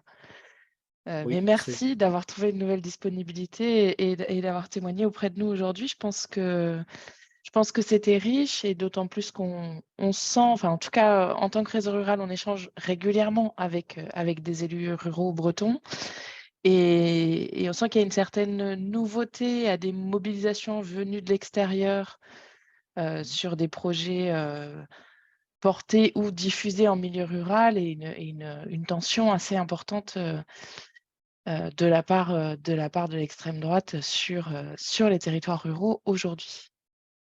Oui, on a une tension énorme de l'extrême droite et bon, moi je considère le fait qu'on ait abandonné, je le dis et je l'ai dit lors de mes vœux, je considère ça comme un échec. Mais si on n'avait pas eu cet échec-là, si on n'était pas passé par cette phase-là, on me dit que l'extrême droite a gagné. Je le reconnais, ils ont peut-être marqué des points à Calac, mais ils n'ont pas gagné parce que si on n'avait pas reculé, si j'avais insisté pour poursuivre le projet, je pense qu'aujourd'hui on serait tombé. Et l'extrême droite aurait été à la tête d'une collectivité rurale, d'une commune rurale qui, de plus, est de gauche. Et on est quand même dans un secteur, Calac a été reconnu historiquement comme un territoire communiste.